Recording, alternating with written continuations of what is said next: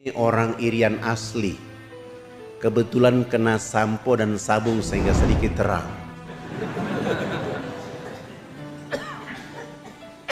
Hari ini saya pakai pakaian seperti ini, orang kira saya bukan orang Irian. Seakan-akan saya dari Sudan atau dari Yaman. Padahal tidak, saya orang Irian asli. Tahun 78 saya hijrah dari kampung saya Fakfak ke Makassar.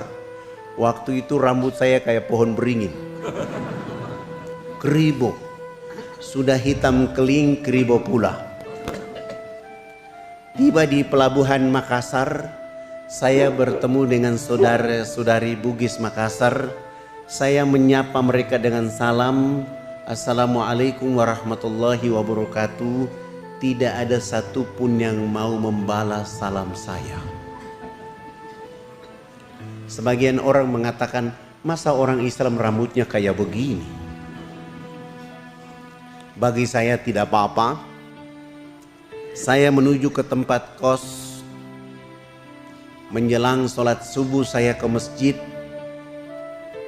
Ketika saya menuju masjid ketemu dengan ketua DKM. Ketua DKM melihat saya dan bertanya, kamu asal dari mana? Saya bilang saya dari Irian. Begitu saya jawab dari Irian, Ketua DKM jalan mempercepat langkah meninggalkan saya. Duluan ke masjid. Saya jalan pelan-pelan ke masjid.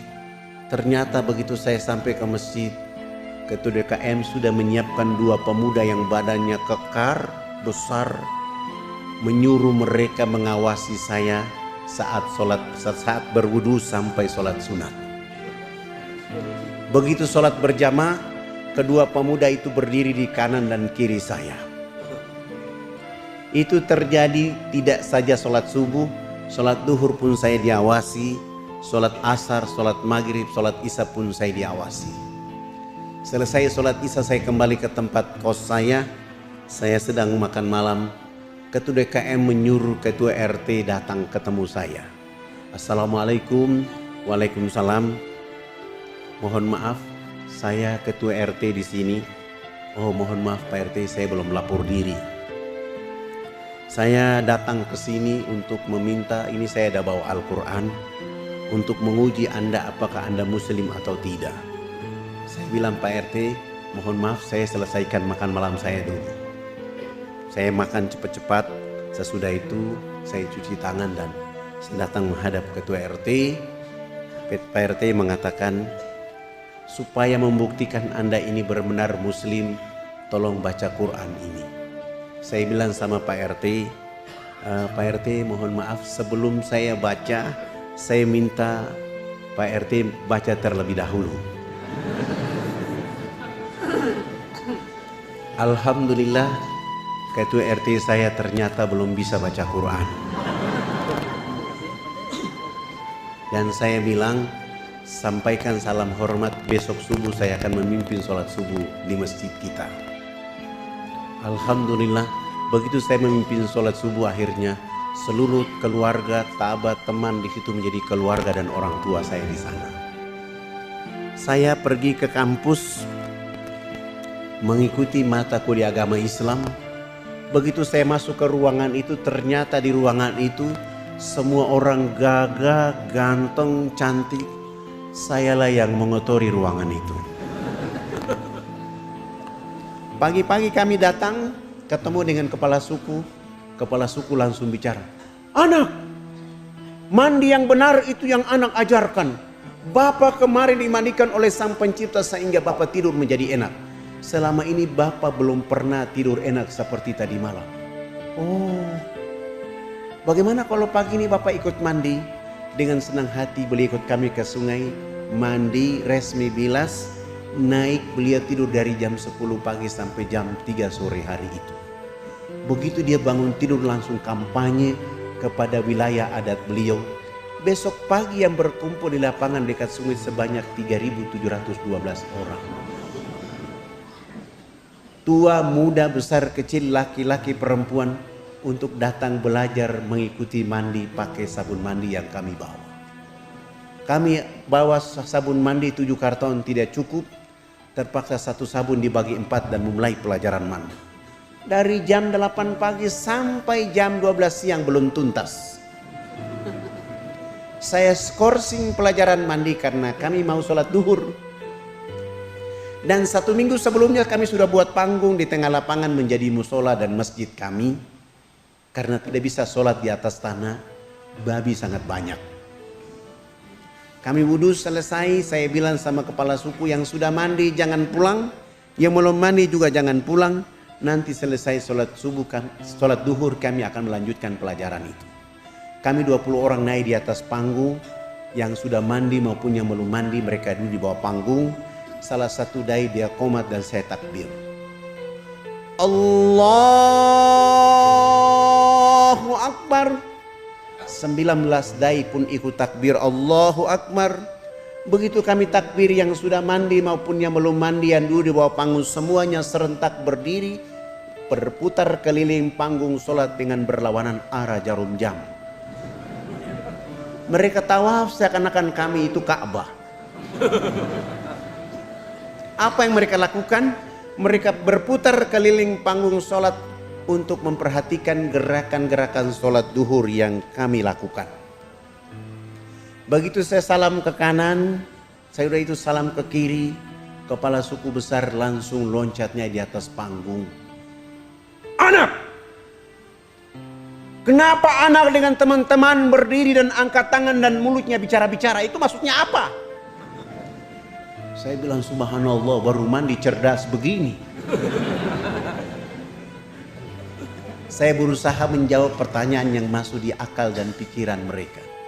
Bapak kepala suku, mama-mama dan masyarakat, kami ini 20 orang ini agama kami Islam. Dalam agama kami diperintahkan Tuhan Allah Sang Pencipta dalam 1 hari 5 kali kami menghadapnya. Tadi kami berdiri mengangkat tangan, itu artinya kami menyerahkan sepenuhnya, kami punya jiwa, kami punya raga dan kami punya kehidupan ini kepada Tuhan Allah. Yang kami bicara-bicara itu adalah Allah Maha Besar, diri kami dan kehidupan ini kecil sehingga tangan kiri kami malu menutup dada kami, tangan kanan kami pun malu menutup tangan kiri dan dada. Terserah Allah, mau menghukum kami terserah, mau memberi kami hadiah terserah, karena kami sudah menyerahkan sepenuhnya jiwa, raga dan kehidupan kami kepada Tuhan Allah. Begitu kepala suku mendengar penjelasan saya, beliau langsung mengatakan, oh ini agama yang benar. Menurut Bapak kami sudah Islam. Tapi kenapa sesudah itu anak dengan teman-teman bongkok badan? Apa artinya bongkok badan? Kenapa ruku? Saya jawab, kami bongkok badan itu supaya melihat di bumi ada tanah, ada pasir, ada batu, ada air, ada hewan, ada tumbuhan. Semuanya itu fasilitas dari Sang Pencipta kepada manusia, dinikmati, dipelihara, dilindungi karena masih ada manusia berikutnya. Oh, ini agama yang benar. Menurut Bapak kami sudah Islam. Tapi kenapa sesudah itu anak dengan teman-teman tunduk mencium papan? Apalagi artinya tunduk mencium papan? Kenapa sujud? Saya jawab, kami tunduk mencium papan pertanda kami menangis atas dosa kejahatan yang kami lakukan. Kenapa kami lakukan itu? Sebentar kami mati nanti, kami punya kulit, kami punya daging, kami punya darah, kami punya tulang, akan dilebur kembali menjadi tanah. Sebelum dilebur menjadi tanah, kami menyatukan kepala, tangan, lutut dan kaki menangis minta ampun kepada Dia Allah yang Maha Tinggi. Tapi kenapa sesudah itu anak dengan teman-teman lihat ke sebelah kanan mulutnya bicara-bicara, lihat ke sebelah kiri masih bicara-bicara? Salam dia bilang bicara-bicara. Saya jawab, kalau tadi kami mengangkat tangan adalah menyerahkan sepenuhnya jiwa dan raga kami bongkok badan untuk melihat apa yang diberikan oleh Allah, sudah minta ampun. Selesai minta ampun kami lihat ke sebelah kanan, kalau di tempat ini belum ada orang yang tahu mandi. Tugas kami datang di sini mengajarkan orang bisa tahu mandi. Melihat ke sebelah kanan, kalau belum ada orang yang tahu berpakaian, tugas kami mencari pakaian untuk menutup tubuh badannya. Ada yang lapar, tugas kami mencari makan. Ada yang sakit, tugas kami mencari obat. Sesudah itu melihat ke sebelah kiri, kalau di tempat ini belum ada orang yang mengenal Allah dan Rasulnya, tugas kami datang ke sini untuk memperkenalkan Allah Rasulnya kepada mereka. Begitu mendengar penjelasan saya, kepala suku langsung mempersilahkan kami 20 orang Tidak boleh lagi duduk di atas panggung, kami turun duduk bergabung dengan masyarakat di bawah. Mereka 6 kepala suku naik di atas panggung menggantikan kami. Bukan sholat tapi rapat membahas kehadiran di sana. Setelah rapat selesai, kepala suku besarnya berdiri dan menyampaikan pengumuman buat kami yang ada di lapangan itu. Hari ini kita senang. Hari ini kita bahagia. Karena anak-anak ini sudah datang mengajarkan agama yang benar di kampung kita. Dalam rapat kami sepakat bahwa kita semua yang ada di lapangan harus mengikuti agama anak-anak ini. Begitu mendengar kalimat itu kami 20 orang langsung sujud dan menangis kepada Allah. Terima kasih ya Allah ya Rabb. Kami malu kepada mereka ya Allah. Kami tidak bawa apa-apa, kami hanya bawa kalimat-Mu Engkau, kalimat la ilaha illallah Muhammad Rasulullah untuk mereka. Kami malu, kami hanya bawa sabun, sampo, odol, sikat gigi untuk mereka. Lalu saya menguatkan diri untuk membimbing mereka mengucapkan 2 kalimat syahadat. Tapi kami pun tidak kuat. Karena mereka dalam keadaan telanjang. Dalam keadaan bau badan. Tapi hati mereka begitu tulus untuk menyebut. Asyhadu an la ilaha illallah. Wa asyhadu anna Muhammad Rasulullah. Ya Allah, kuatkan dakwah ini. Ya Allah, jaga negeri ini. Ya Allah, kuatkan hati mereka dengan agama ini. Agar mereka akan tumbuh menjadi hamba-Mu yang menjaga negeri ini dengan agama-Mu. 3.712 orang pun tanpa beban. Kecuali mengucapkan 2 kalimat syahadat. Setelah mereka mengucapkan 2 kalimat syahadat. 1 minggu kemudian program berikut yang kami lakukan adalah mengganti nama-nama mereka. Yang nama Markus kami ganti dengan nama Abu Hanifah. Yang nama Yohanes kami ganti dengan nama Jamaluddin. Yang nama Paulus kami ganti nama dengan nama Tajuddin. Yang nama Abraham kami ganti dengan nama Ibrahim. Dan itu nama-nama yang paling cocok dan keren untuk orang Irian masuk Islam. Sangat lucu kalau orang Irian masuk Islam, rambutnya keriting, badannya hitam keling dipanggil Sutrisno. Masa Sutrisno Keribo? Atau dia masuk Islam, rambutnya keriting, badannya hitam keling dipanggil Kang Cecep. Tidak cocok, tapi Abidin, Musa, Muhammad, Abdul Hakim itu cocok untuk mereka. Setelah itu proyek berikut yang kami lakukan untuk mereka adalah melaksanakan hitanan massal mulai dari umur 7 bulan sampai umur 63 tahun. Alhamdulillah kami dibantu oleh teman-teman dari Angkatan Laut dari Jayapura di bawah pimpinan Ayahanda Dr. Kolonel Mulia Tarmizi. Kami hitan mereka selesai. Beliau melihat suasana itu dan menulis surat supaya saya membawa kepala-kepala suku menghadap Presiden Soeharto agar pembangunan dipercepat. Subhanallah, kepala-kepala suku ini sudah pakai celana panjang, sudah pakai kemeja, bahkan sudah pakai jas. Tapi mereka belum bisa pakai sepatu. Karena ukuran kakinya rata-rata nomor 47. Jenis sepatu itu tidak ada di sana, terpaksa kami menggunakan sendal jepit. Kelebihan tumit kami bawa mereka Jayapura, Makassar, Jakarta. Tiba di Jakarta kami nginap di Wisma Haji Jalan Jaksa, Jakarta Pusat. Pagi-pagi sholat subuh selesai, mandi, sarapan, dan kami ke istana membawa rekomendasi dari Ayahanda Dr. Kolonel Mulia Tarmizi.